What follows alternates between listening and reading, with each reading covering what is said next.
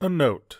Following advice from work-life imbalance may lead to action being taken by HR, your family, the authorities, or higher powers.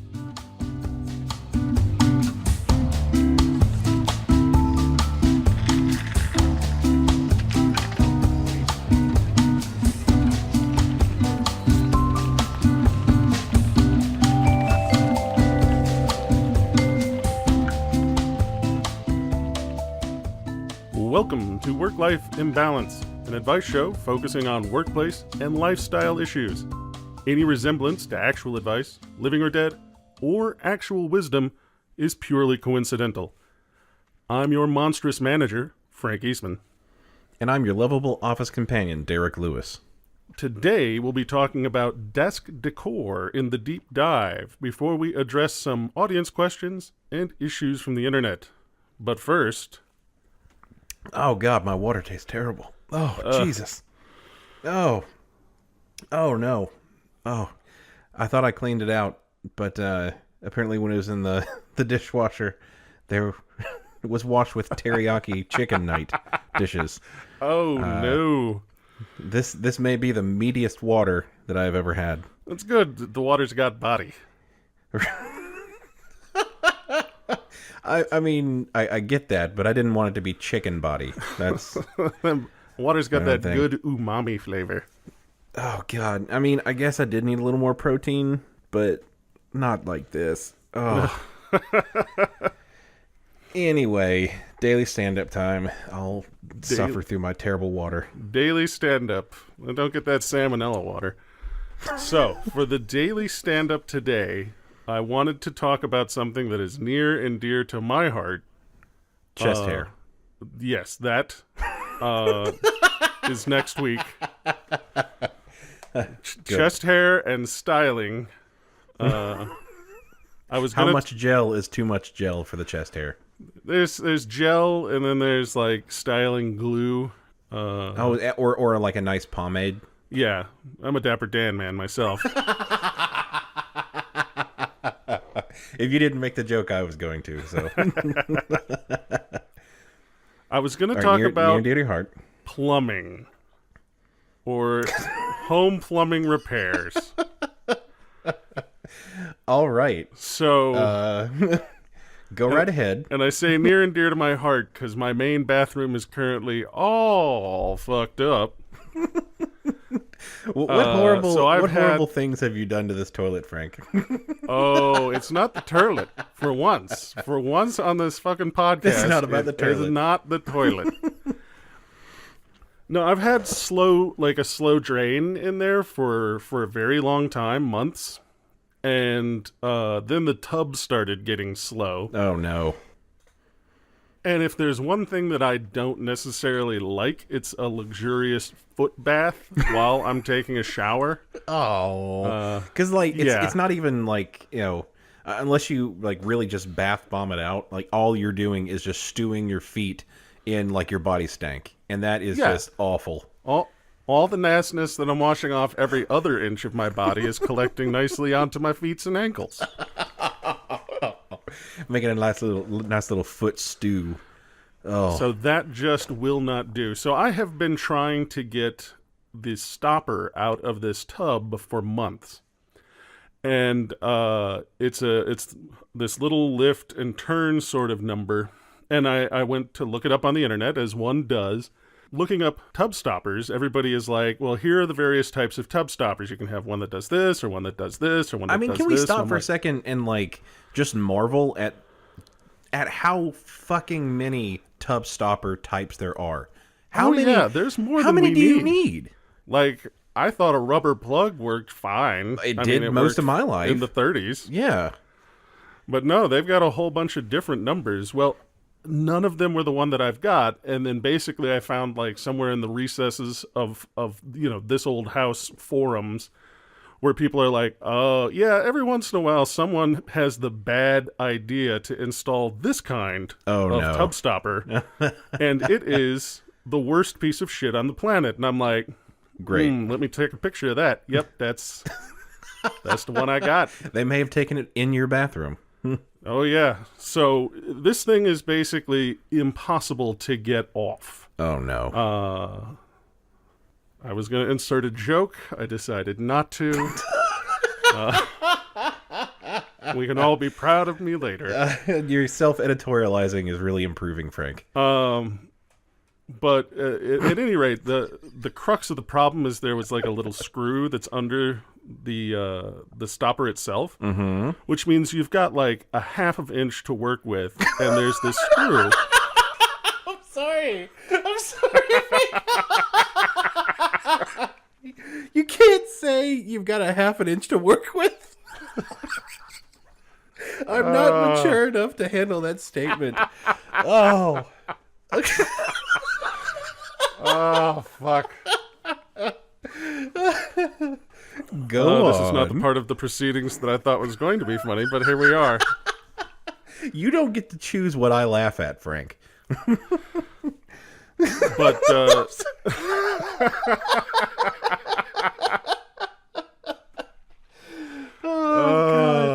Oh, proceed before I giggle again.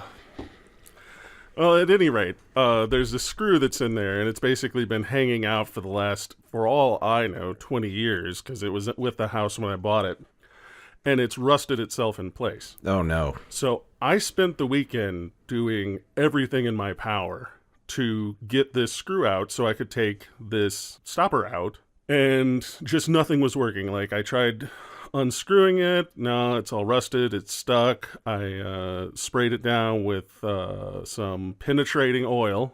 Still couldn't get it loose. The head of the screw started stripping. So I got... Boy, I did not realize that plumbing was so is salacious. a dirty, nasty subject. No wonder Mike Rowe from Dirty Jobs liked the plumbing one so much. So I couldn't get the screw out even with like a screw extractor bit. And I finally got so frustrated that I just reached down and sheared the son of a bitch off with my hand, yanking it out of the tub. Oh, wow. So you just... It is rare that I Hulk out, but I have spent months trying to fix this son of a bitch, and I had just spent like the better part of a weekend and not an insignificant amount of cash trying to get this stopper out. And then there was nothing in there. Okay. Which meant that my problem was deeper. So I don't know, have you ever snaked a drain? Oh, baby, you know I have. No, I actually haven't. I have absolutely no prowess whatsoever when it comes to plumbing or home improvement whatsoever. I owned a house for 3 years, and that was the most terrified I've ever been in my life, because I knew that whatever was wrong with my home, there was nobody that was going to come help me fix it unless I paid them. And that was a terrible, terrible situation for me, because maybe if I had more money, I wouldn't have fretted so much. But knowing that if anything happens, I'm just completely fucked, that was terrifying. So no, when the pipes were in danger of freezing in the winter, like I Googled it, I let the drains or let the faucet strip, and just prayed that I'd done enough. Because if I didn't and they froze, I would have to move out. I would just have to. I would have to let the land retake the home and just be done with it. Return from whence it came. Yes. I am not far behind you. The problem is that I have the internet, Derek. And isn't that always the problem? You go onto the internet and you look up your problem, and then there's a lot of people saying this is very simple. You can do this yourself. Oh, that's why on horseshit. earth would you call a plumber? Yeah, that's absolute horseshit. And every once in a while, Derek, I'm a dum-dum. You don't say, Frank. Yeah, every once in a while, I'm like, you know what? I'm not a complete fucking incompetent. I can probably do this. This guy on the internet forum said it's easy. I mean, you did almost fix a grill once. I mean, almost. You got pretty close, so it Real did close. produce fire. Way more fire than you intended, maybe, but it did produce fire. So I decide in like my infinite genius to go ahead and snake the drain myself. So this involves a tool, an auger, like a hand snake is what they call it, and I've got one that's about 15 feet long. Wow. Yeah. Who knew plumbing was such a fraught topic? I mean, I was going to make a joke a minute ago when you said you had to snake the drain. I was going to ask if you had more than a half an inch to work with, but, you know. After I grabbed it real good, I did have more than a half inch to work with. But you said it's 15 feet, so way more than you need if I was to hazard a guess. So I can tell you now that even if you can, technically, do this job yourself, you do not want to. Because what comes out of this drain is a substance that will haunt my nightmares until the day that I die. I mean, there is nothing positive about that could possibly be in that drain because, you know. Oh, no. I mean, best case scenario, it's all stuff that you have produced, and, you know, that's bad. Like, that's gross. You don't want to see what remains your body can leave even after you have washed. But in every other case scenario, like, it will not just be your refuse. Like, it will be the refuse from everyone who has ever been in that bathroom and owned the home before you. I got religion that day because I saw the devil. Oh my God. The devil came out of that drain, Derek. It was a black substance, like the consistency of crude oil, with a stench that is nearly indescribable. I mean, if this was the Beverly Hillbillies, you would have been dancing and firing your guns in the air because you'd struck gold or struck oil. I'm pretty sure that this could have been refined down into some sort of petroleum product, but it would only be the petroleum products of the devil. It would only power the Satan car. And, like, this shit doesn't clean off, man. I washed my hands 6 times with various and proceedingly more and more powerful cleansing detergents. And I could not remove the stank nor the color that had come out of the drain. Even with the soap that chaps? Even with the soap that chaps, Derek. Oh, man. This is quite the substance. Yeah, no, like, it got on, like, a towel that I was using to make sure that I didn't get, like, water everywhere. That towel's gone, Derek. Okay. He can't be saved. I was hoping it was gone. Otherwise, I was going to ask you to describe the towel so that I make sure that whenever I come over to your house, it is not the one handed to me to dry my hands on. No, baby, I'm cheap. So I washed the towel. Okay. I washed the towel twice. And the towel was still dirty. Like, this is a spiritual funk. This is no mere mortal funk. This is an evil, evil funk. This is the opposite of soul glow. Oh God.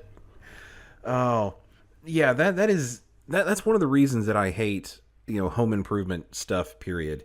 Or anything that has to do with smelly and or I don't know, machine substances or gross substances. Is that there's that chance that it's going to stain you or some clothes or carpet or something, and God forbid the smell doesn't come off. If my hands were soiled as such that the smell would not come off, I may just have to go amputate the hands because I can't take bad smells.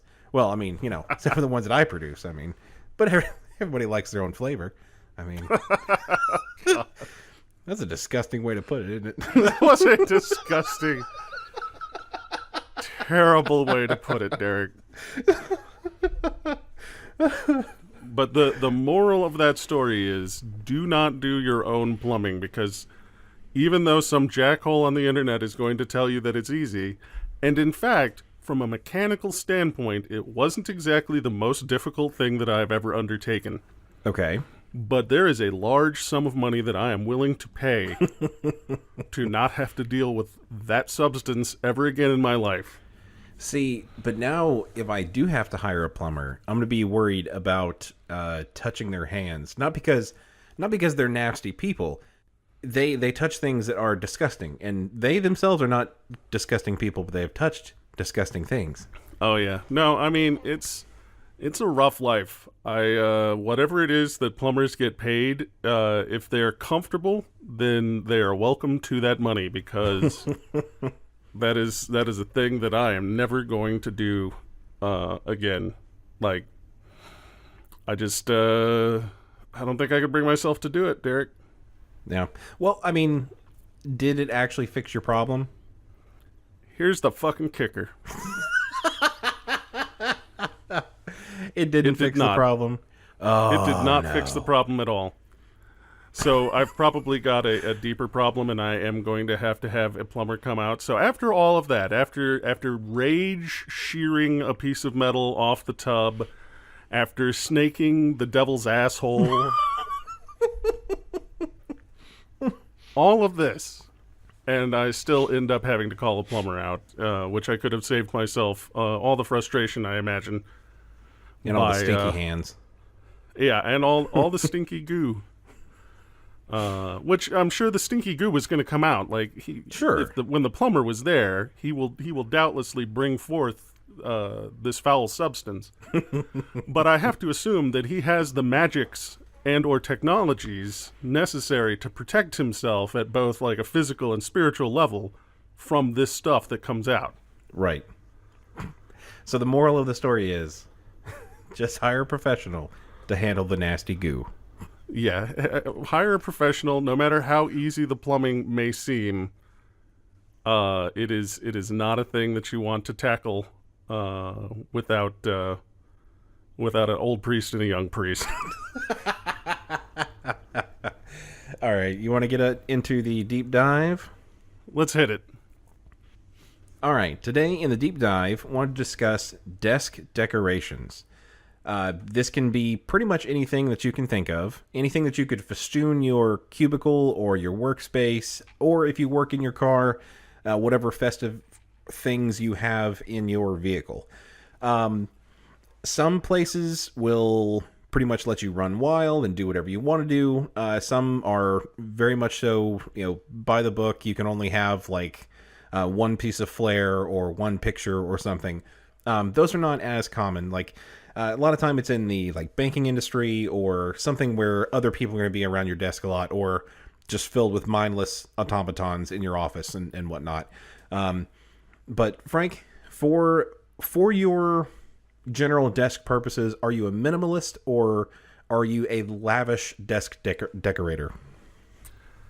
I would put myself in the middle, especially now. Like earlier in my career, I was definitely the kind of person who was like, I am now going to decorate my space so that it reflects me and my personality. So My Little Ponies, obviously. Yes, My Little Ponies everywhere. Everything was cupcake scented. It was glorious. I mean, that sounds delightful. I legit had a skull that steam smoke came out of the eyes and nose on my desk for years. Who did it belong to originally? Because it probably was a human skull, right? It was, and it was a nameless person who had offended me. There are so many. I usually leave them as object lessons. But and I had posters, and I had an entire short bar in my overhead cabinet. Oh. So that I could mix drinks. I wouldn't even call that decorations. That is some form of desk livery, but it's we're talking specifically non-liquid based decorations. Nowadays, I've got a couple tchotchkes that are just kind of on the desk that people have given to me. I've started like a very small collection of coffee mugs, even though I don't really drink coffee. Do people just leave them on your desk and then they become yours after a certain amount of time, or? It was one of those things that someone got me a coffee mug as a gift, Okay. even knowing that I'm not like drinking coffee all the time. But it just seemed like the kind of thing that I would have on my desk, and it's kind Right. of continued from there. I mean, you don't have to be a coffee drinker to, like, have one of the mugs that say, it's before 9 a.m., go fuck yourself type of thing. I mean, you could just have water in that, and I think it would still be a perfectly applicable receptacle for drinks. I mean, that sounds perfectly reasonable. But, I mean, I have wandered by your desk a time or two, a time or several, as it were. Yeah, it seems like you have some stuff that's like somewhat intentional, but it does have a little bit of a sense of somebody walked by and sat this here and never came back for it. Like like Yeah, not no, intensely. that's- It's not necessarily like hobo chic or like landfill, but just like, oh, that's that's sitting there. That's a thing. Oh yeah, no, it's 100% like a wage slave works here, is what my desk screams now. Like a sad salaryman works at this station. He has a few very small items that remind him of happier times. And other than that, it's mostly office supplies and printouts. Maybe office printer, cat hanging on to the little clothesline. And I like people who put in the time. One of the things that I have noticed is that a lot of the really in-depth desk decorations tend to be when someone has gone on vacation and gotten pranked. Yes, they come back and their entire cubicle is festooned with the one that you may be referring to is some guy was away on National Guard duty or something like that, and he came back and his entire cubicle was just completely fucked with little army men. Like, just stuck to every surface. I don't think that stuck it to, like, the monitor. Like, the actual, like, viewing surface of the monitor. But there were certainly a lot of them stuck, like, around the monitor, like, stuck on his chair, stuck all over his walls. Yeah, I had a stint where, that kind of shit was really fun. But no. After it happened to me, I kind of had that moment where I was like, is this what I've been doing to people? I'm a monster. What have I become? No, personally, as far as my desk decorations go, typically I'm fairly minimalist. I think I had a penchant for decoration. Generally speaking, like the less happy I am, the more desk decorations I will accrue. Because like I need things on my desk to remind me that life is okay. So like most of my jobs, I've had like a couple of little things, like a couple of little tchotchkes. A couple of Rubik's Cubes or something like that. I'll have something like, I had this little turret, the little portal turret, and that was really, really nice. And then I left it behind with my team because we had a portal-themed name. So I left it with them. I bequeathed it. But no, very otherwise... kind of you, Derek. Huh? Yeah, I know. It, honestly, like one of the legs was broken a little bit, so like it wasn't really... I wouldn't really call it a I left gift. a busted fucking toy at the office when I grabbed my shit and scooted. But that's another part of it is that like I've had a few stints at jobs where I'd stay 4 or 5 years, but for the most part, every couple of years I've kind of job hopped, and that leads to kind of a little bit of a difficult situation with if I had like really lavish desk decorations, then I would have been, packing up a whole lot of shit and then moving it Time to a to new fold office. up the tent, Yeah, Mr. Barnum. I mean, there actually was one, and another part of it is that I have tended to be in organizations that were like undergoing like some sort of transition or like doing some remodeling or something because I will have like 6 months at a desk and then I'll move to a new desk. And so that kind of repeated every 6 to 12 months. And so I really got tired of carrying all this shit. But there was one where we were in basically a room that was a cubicle farm, and there were really bright lights overhead. And we kind of took it upon ourselves to create a tent city. So we literally had we literally had sheets across the top of our cubicle, and inside the cubicle it was so freaking dark, and it was lovely. Like, it was so dark that we had to then purchase lights to put inside the cubicle so that we had enough light to work. But it was that ambient light, behind the, I forget what the actual name of it is, but the light that comes behind the monitor and illuminates that way for, really good for eye strain. Yeah, that was the one time where I really went bonkers, but it wasn't necessarily for, decoration purposes. It was for cave dwelling, situation purposes. But yeah, so the thought of like just completely festooning my desk and then having to move it every 6 months was not something I was very fond of. So essentially I've got like a, couple of Rubik's Cubes, I'll have like a picture that Jessica has drawn for me or something like that. And, and recently this Christmas, what this desk decoration is, but it's the light up one that looks like a health potion. Yes, I've seen that. And it's nice when it's lit up, it looks cool, but when it is not lit up, it is a kind of an opaque, milky look. Yeah. So no, I mean, like I have a little glass jar of jizz. This is true. I mean, I wasn't going to say anything about it on account of it was a present and everything. You literally said that when you saw it. Don't act all high and mighty. You literally said, "What's with the jizz in the jar?"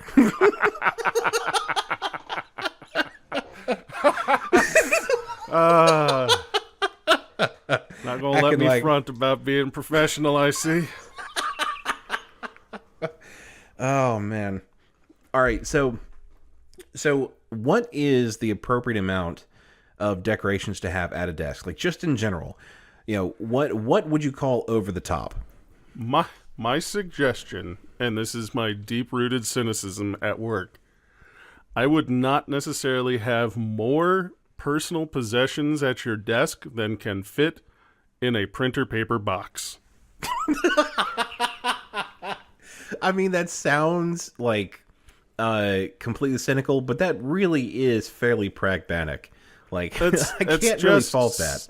It's simple logistics. Like, if you've got to bounce real quick for some reason, your reason or their reason, or as I was about to say, voluntary or involuntary. Exactly.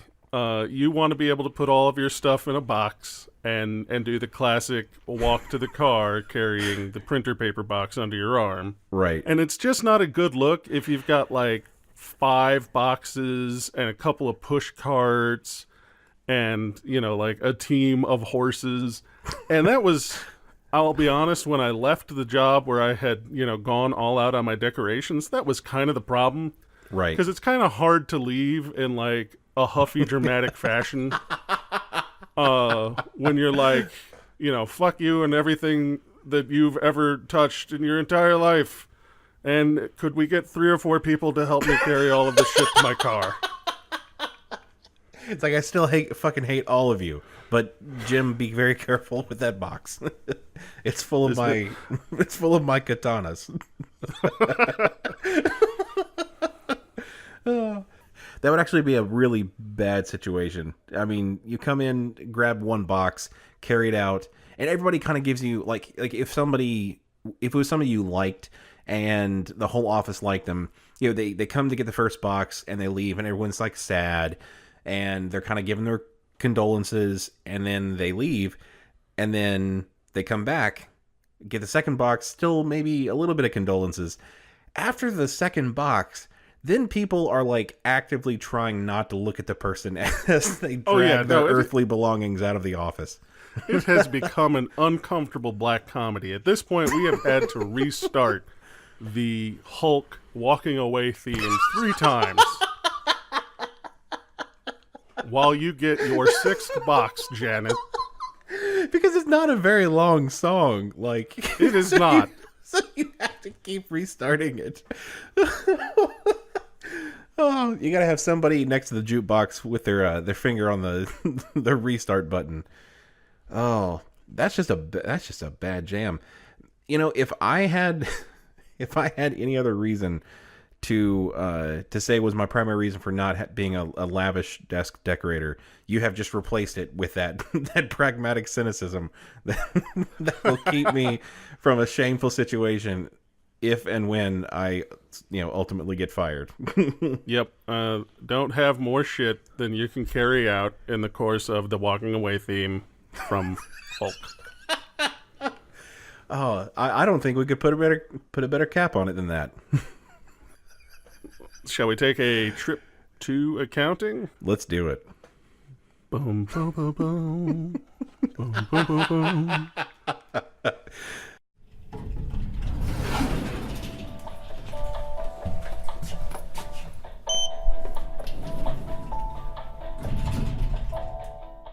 Yeah, I need to, I don't know, I guess I need to get out there and start beating the drum and less, like, the thing is, like, I didn't go into this being like, man, I want to get a massive audience. Uh-huh.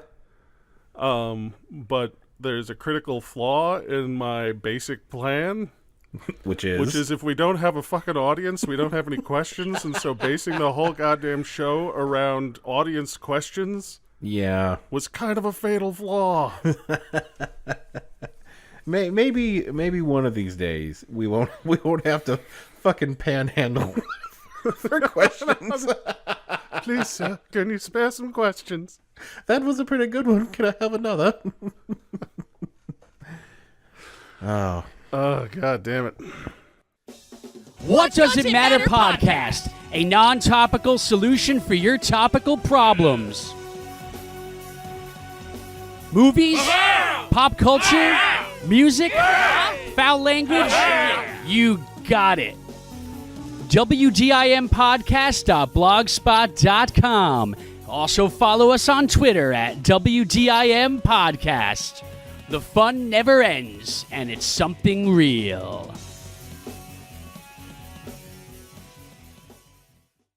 I'm Don Wrinkle, and everybody's got a podcast. And if you're gonna listen to one, In Poor Taste is the way to go, because it's very greasy. This is Bill Lawyerson to tell you that In Poor Taste is the podcast you should listen to if you want to get sued. I'm Big Jim, here to say if you listen to In Poor Taste, guess we'll give you a Christmas handy. It's In Poor Taste. It's definitely not a comedy podcast. And it's definitely not educational. And it's definitely Australian. Stop asking!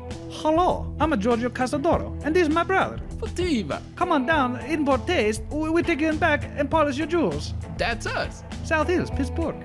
Born and raised. Listen to In Poor Taste on the Podsberg Network. www.podsberg.com/InPoorTaste for all of your edutainmentional podcast needs. If you guys said they were fun.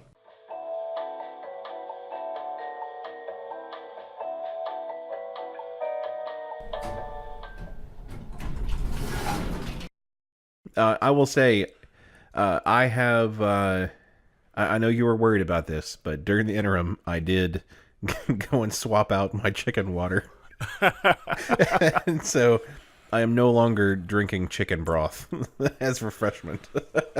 Oh god. Yeah, meaty water, not so great. All right, Derek, you want to get to an audience question? Let's do it. If you could turn your boss into an animal, what would it be, and why? Sent in by Curious in Kansas. Huh. I would probably say lobster. Well, okay, let me ask. A lobster. For my current boss, I don't know. Maybe some sort of sentient koala. Because like I really like him, so I would be fine with him still being somewhat I guess not humanoid, but somewhat bipedal and cute and fluffy. That'd be fine. Some of my previous bosses, however, definitely lobster.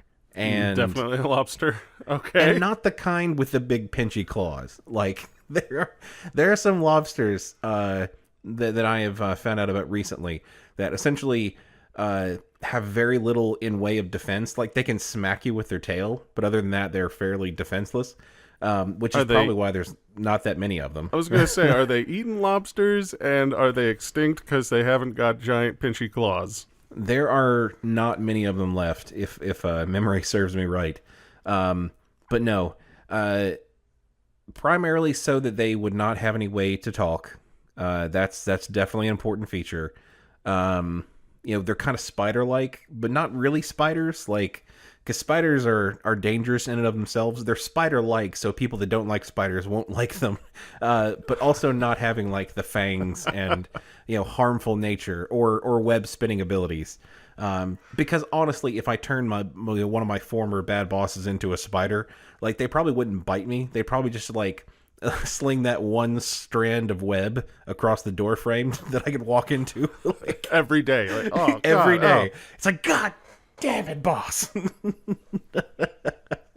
That would just be my luck. See, my first thought is like, is it a man-sized lobster? And is that not kind of scary in and of itself? I mean, I assumed that they would take on the general, the general size of the creature of origin. Like, I'm not okay. I mean, which makes me saying that possibly a spider would be like 1,000 times worse. Like, yeah, that would be fucking terrifying beyond all reason. I'm like, no, I do not want anyone to turn into a giant spider. They made a bunch of movies about that in like the 50s and 60s, and it always turned out terrible. So no, I'm going to put the stipulation on it that they have to be, the size of the creature of origin. So what would you say to turn what animal would you turn your boss into? If I had to transform my boss into an animal, I would say the mighty eagle. Mostly because I have no idea who's listening to this fucking podcast. And I'm going to hedge my goddamn bets.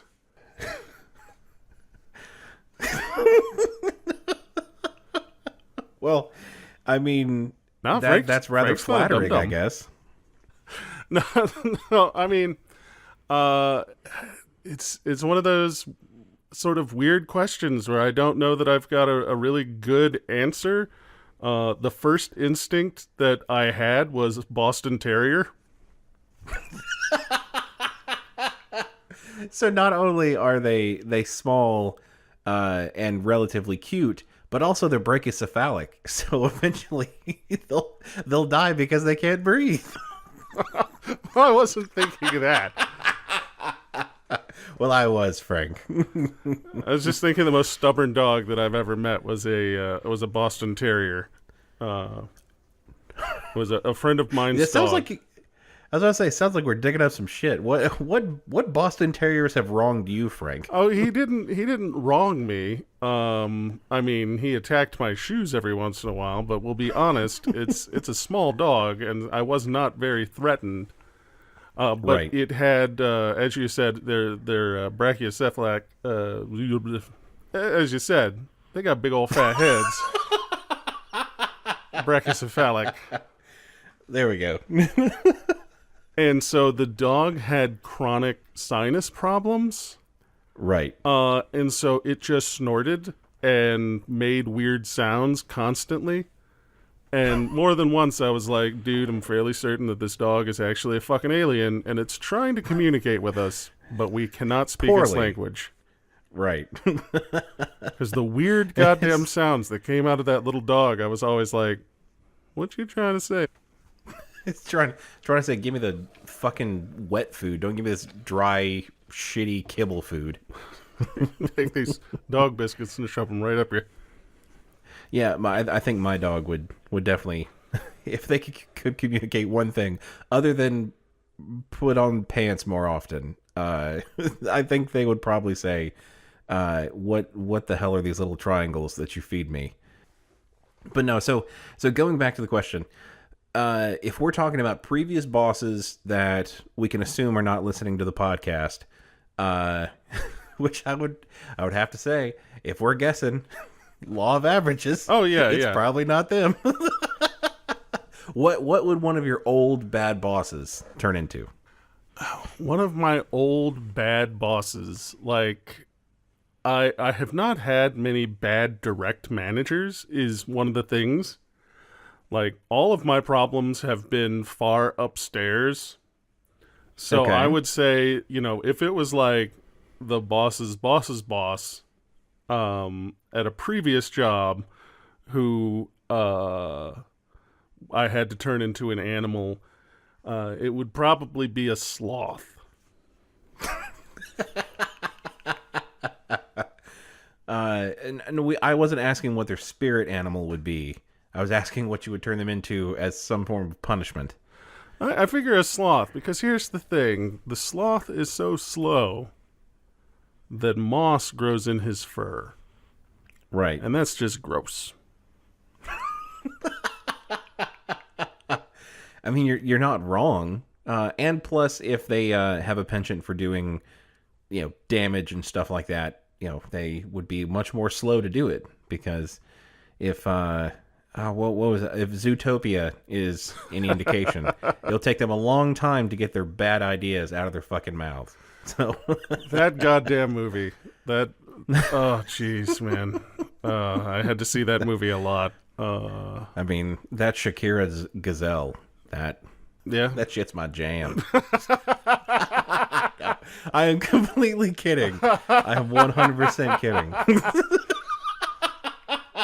That's all right, man. This is a judgment-free zone. You can come out as a furry if you want to.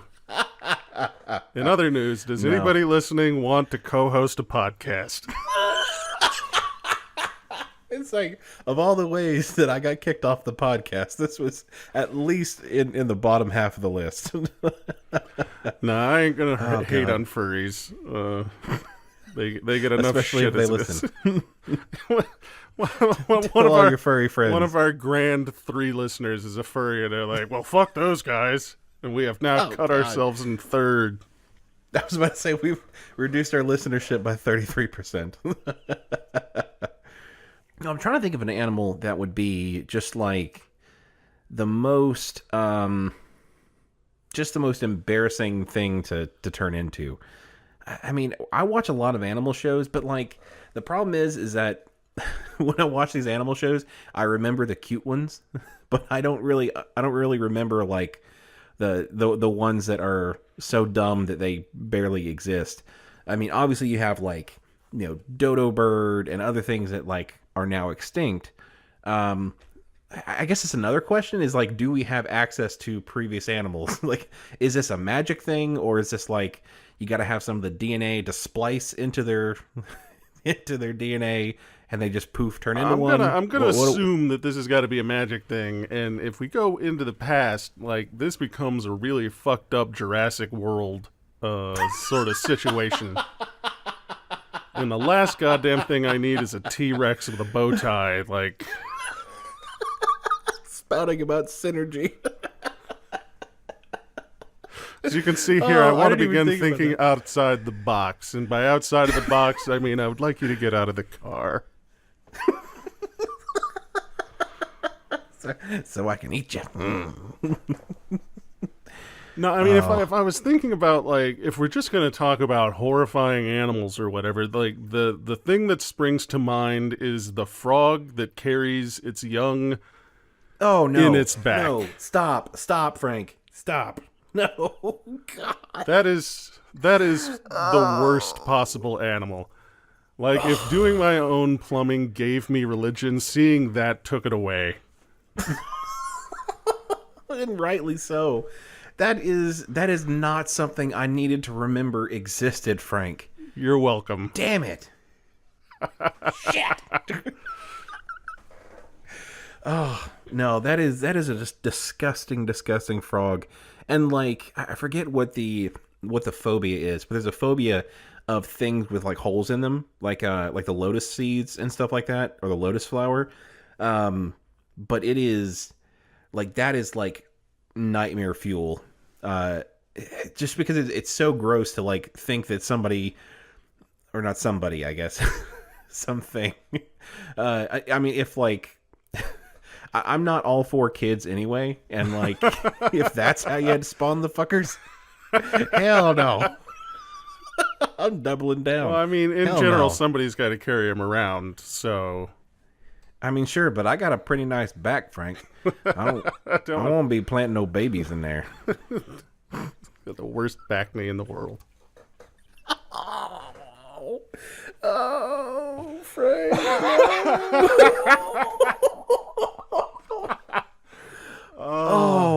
Oh, fuck this. I'm changing the subject. Let's go to an issue from the internet. All right, let's take an issue from the internet. All right. This is... there's no name on this one, so we're going to call them Zabarbara. Zabarbara. All right. Zabarbara. Not Zabarbara. Not Z-Barbara. Zabarbara. Zabarbara. In trouble at work. Help! Exclamation mark, exclamation mark, question mark. So help? Rising inflection. All right. The VP wants to meet with me at her office. I was watching TV shows during my shift and plugged in my laptop into the internet, and according to the IT guy, I slowed down the entire system and brought it down. So I need advice on how to best deal with this. The first the first thing is your boss calling you into their office, or in this case, a VP calling you into their office, fairly unprovoked. And the second part is, basically being responsible for bringing down the entirety of the internet. I want to know also what for the other people watching. Shit that you've got to be watching to crash the internet for any company that I would want to be a member of. I mean, that is true. I mean, that would take quite a bit.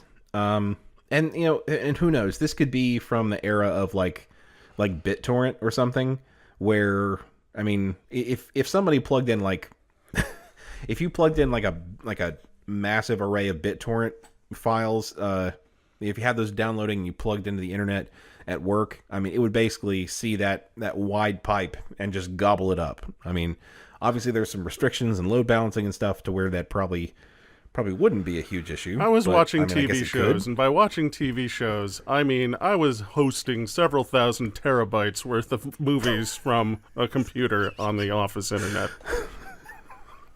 I was streaming 15 simultaneous porn casts. not like watching them, but uploading them.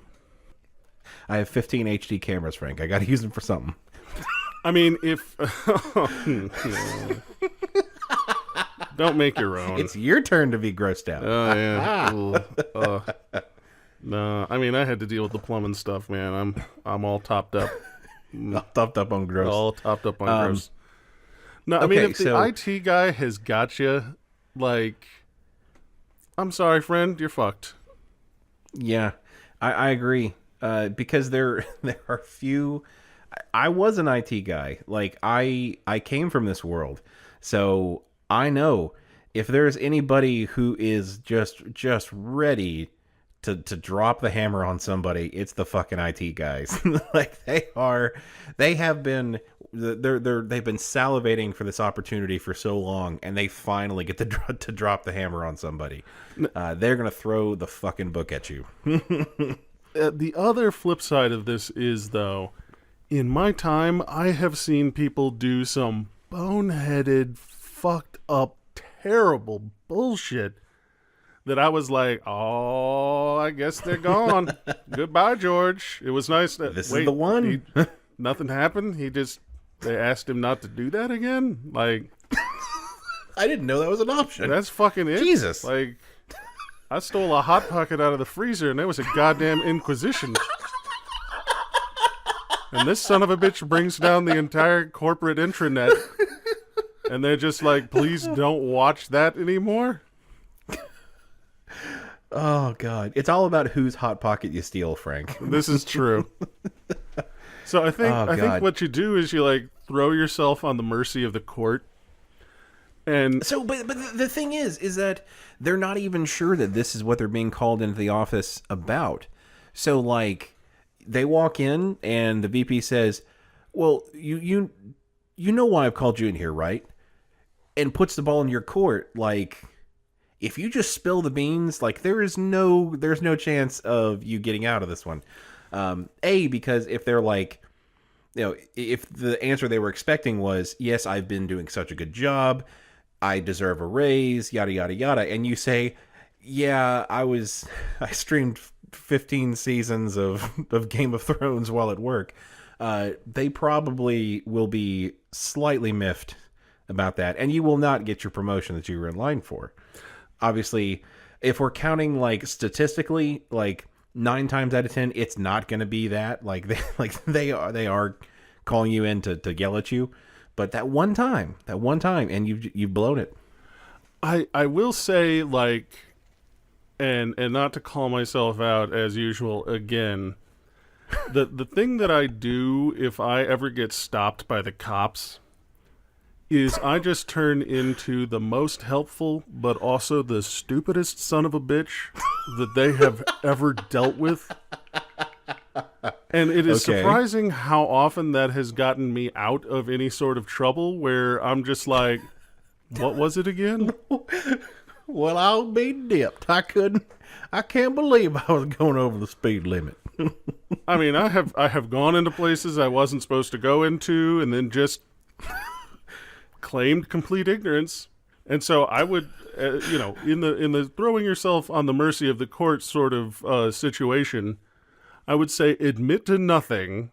If they've got you dead to rights, just claim that you didn't know that it was a problem or wrong. If they're like, if you check the employee handbook, claim that you never got one. The VP could have handed it to you themselves on your first day. And like signed it for you. And you just like autographed it. Nope, never seen it, don't remember it, I'm sorry. And just feign ignorance until they get tired of trying to explain to you why what you did was wrong. You just wear down their patience until they give up on any sort of penalty.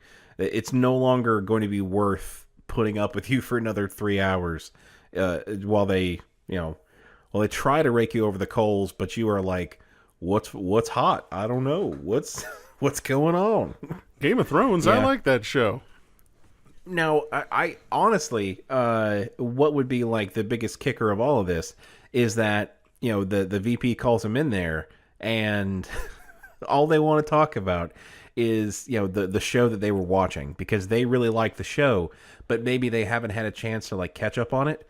And so now they've created this relationship with the VP where they go in and kind of they gotta become the like the IMDb synopsis whenever a new episode comes on. Because some people are too busy to watch TV, Frank. Some people, they maybe they're not internet savvy and they just don't have the time, and so they need somebody else to kind of summarize it for you. I got that by proxy, even when I didn't want it from some of my previous coworkers. That they were like, "Hey, I watched this show. You said one time that you liked this show, so I'm going to tell you all about this show every time it comes on." And and if you're out there listening, you know who I'm talking about. I love you. You are great.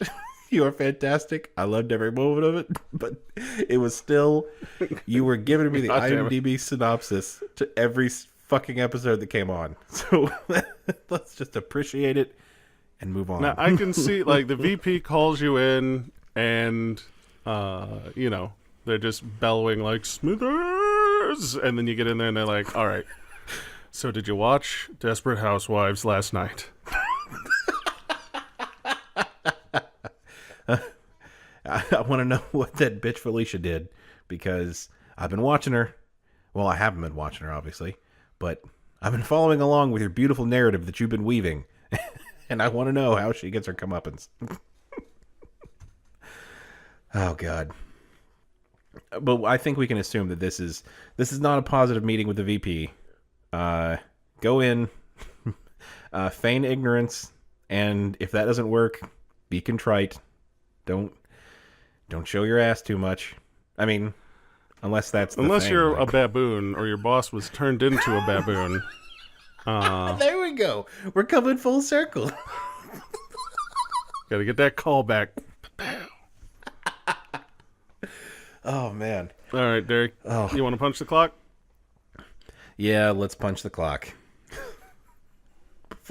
before we go into a deep dive about baboon asses.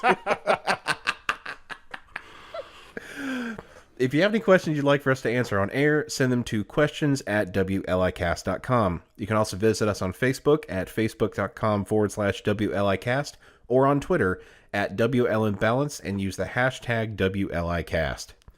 This has been the Work-Life Imbalance Podcast. I'm Frank Eastman. I'm Derek Lewis. And with that, I think we're going to have to transfer you.